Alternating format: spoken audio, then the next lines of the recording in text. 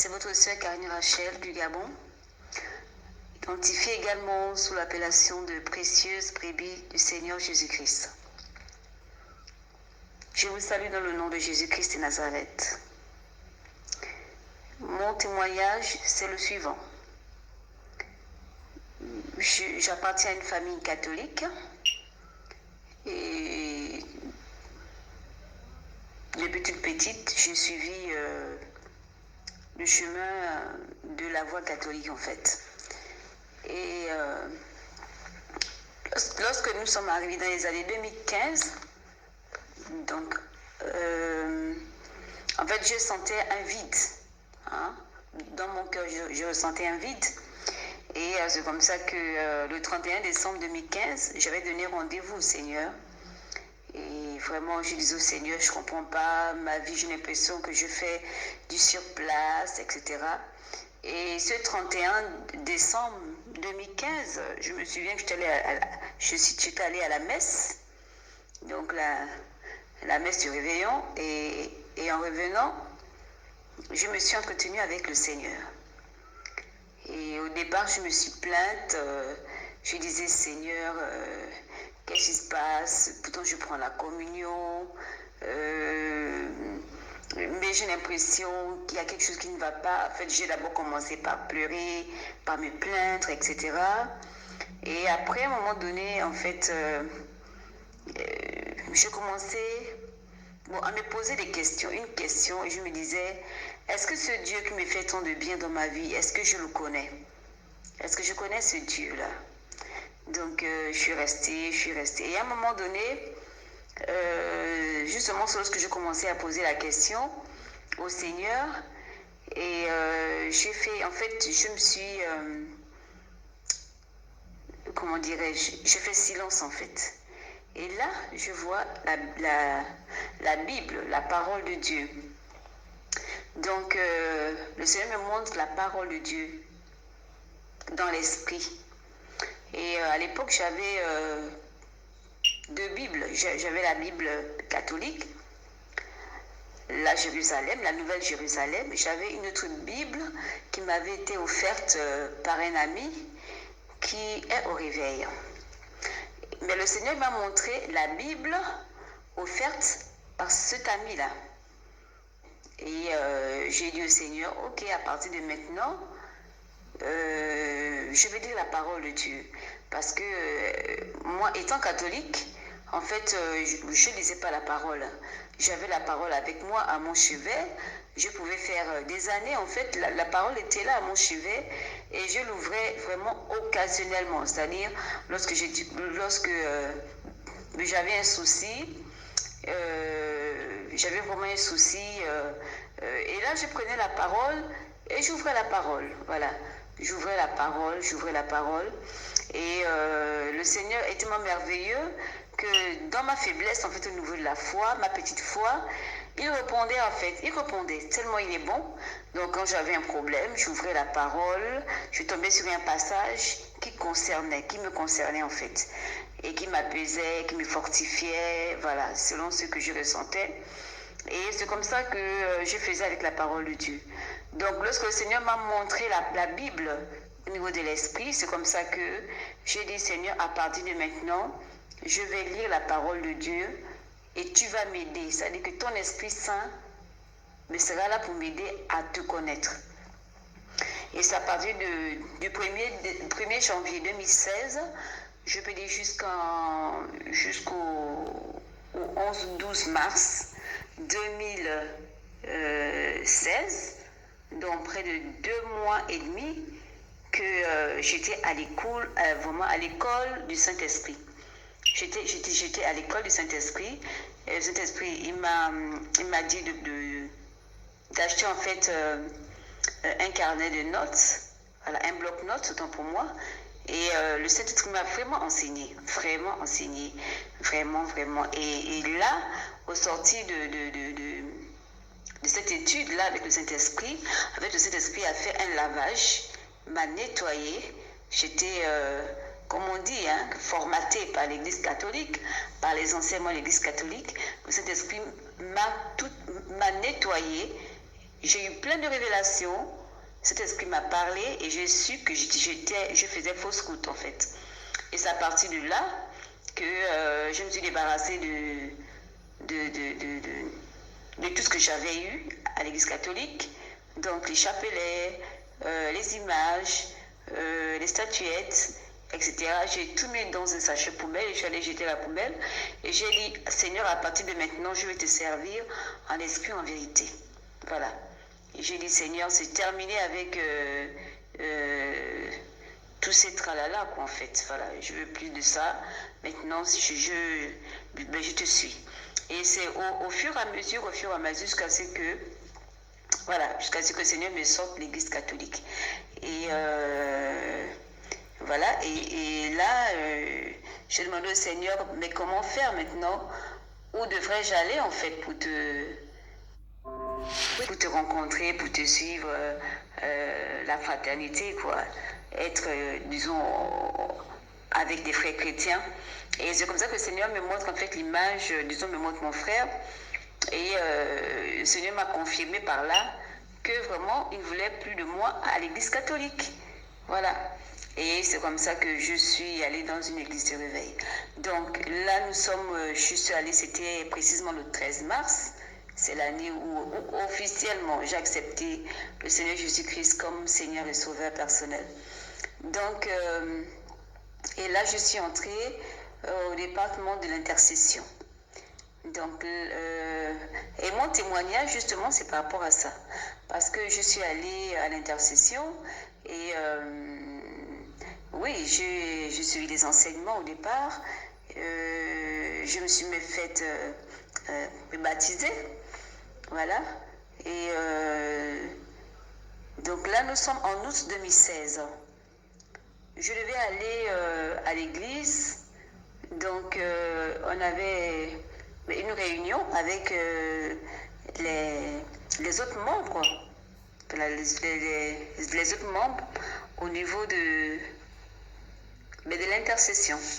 Donc, et ce jour, le 12 août 2016, déjà même, et là c'était un vendredi. Donc déjà depuis le dimanche avant, on devait se retrouver donc ce vendredi et on disait que chacun devait venir avec un message en fait. Venir avec un message, ce que le Seigneur a mis dans le cœur. Et moi j'ai dit au Seigneur par rapport à tout ce que tu as déjà eu à faire dans ma vie, déjà depuis catholique, le Seigneur a toujours agi dans ma vie. Je dis Seigneur, moi je ne veux pas me faire violence en fait. Tout ce que je veux dire, c'est ce que toi, tu dois me dire.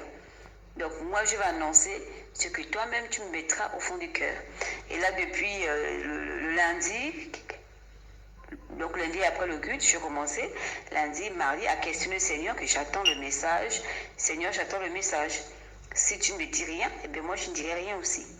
Donc, lundi, mardi, mercredi, jeudi, là, c'était dans ma tête. Le vendredi matin, je posais encore la question, je disais encore au Seigneur, et aujourd'hui c'est le vendredi et je n'ai toujours pas de réponse. Qu'est-ce que moi je vais dire de ta part? Voilà. Et c'est justement à la fin du travail, parce que je travaille, donc lorsqu'il fallait me rendre à l'église, non seulement, ce qui est bizarre, c'est que disons au niveau même du fait que je sois à l'église, que je parte à la réunion, j'avais déjà oublié même que je devais aller à la réunion. Donc, de ce côté, j'avais oublié la réunion. Et j'ai pris ma voiture et puis voilà, j'étais en chemin. J'ai pensé même m'arrêter au marché, faire des courses et rentrer chez moi. J'avais complètement oublié que je devais retrouver les autres à l'intercession. Alors, je prends la voiture, je suis en train de conduire et là je vois devant moi, il y a 2 agents de police. Donc les 2 m'arrêtent alors que je voyais comment les voitures passaient devant moi, ils n'arrêtaient pas. Et lorsque moi j'arrive, les 2 agents, ils m'arrêtent. Donc ils m'arrêtent, il y a un qui vient vers moi, l'autre en fait il ne faisait que passer. J'ai dit bonjour et tout, il est passé. Et celui qui est venu vers moi, j'ai dit bonjour. Bon, monsieur, il m'a dit oui, bonjour. Et là, j'ai ouvert le sac à main. J'ai commencé à prendre les effets par rapport à la voiture, le permis, bon, la carte grise, etc. Et le policier tout de suite, au lieu de me parler de la route, etc., des documents de la voiture, là, il se met à me dire, bon, il me dit bonjour, après il me dit, qu'est-ce qu'il a dit? Bon, il m'a posé une question en me disant que, est-ce que vous savez que Dieu vous aime? Et moi, du coup, instinctivement, en fait, j'ai dit oui, je sais que Dieu m'aime et moi aussi je l'aime. Et il me dit, le Seigneur Jésus revient bientôt. Il revient très bientôt. Est-ce que vous le savez? Est-ce que vous savez que le Seigneur Jésus revient très bientôt? Bon, à cette question, en fait, déjà étant nouvelle, je sors de l'église catholique. Là-bas, on ne parle pas de ça. Donc, en fait, j'étais là. Mais je regardais, en fait. Je regardais le monsieur. Et il me dit, vous avez été choisi parmi des personnes qui vont en fait parler du retour de Jésus. Comme Jean-Baptiste. Comme Jean-Baptiste l'a fait, vous aussi vous devez le faire. Donc vous devez parler du retour de Jésus parce que le Seigneur Jésus revient très bientôt. Voilà ce qu'il m'a dit. Et il m'a donné 3 messages. Donc, d'abord le premier message, il m'a parlé de la repentance. Voilà, donc il a parlé de la repentance en disant que je dois dire autour de moi aux personnes de changer de comportement. Voilà, et il a fait allusion au passage de Jean-Baptiste en fait, dans Jean-Baptiste. Donc il a fait allusion à ce passage.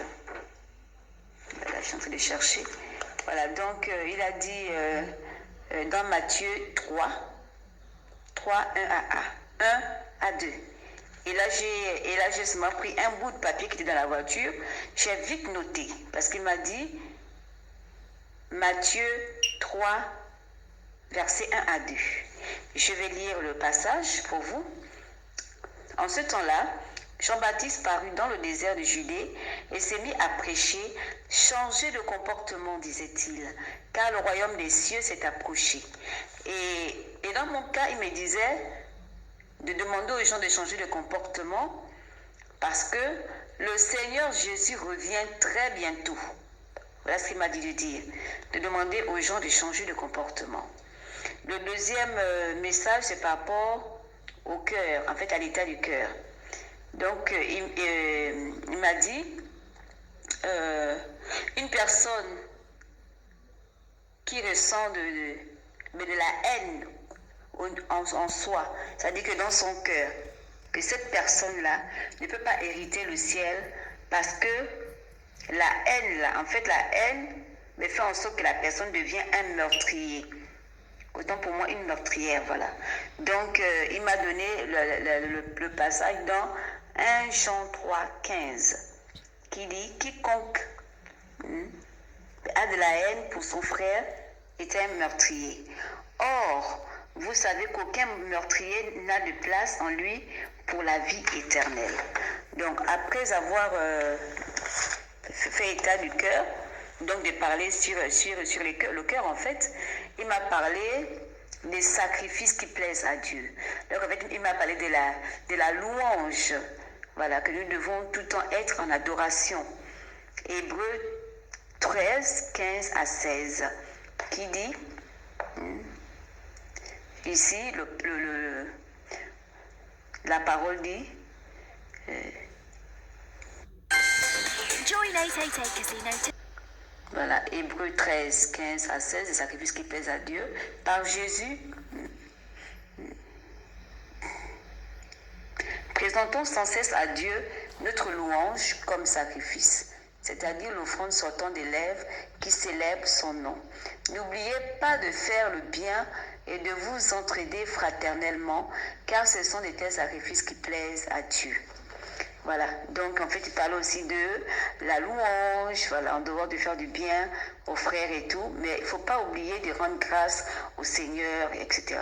Donc, et après, le monsieur, le policier, en fait, il est parti, simplement.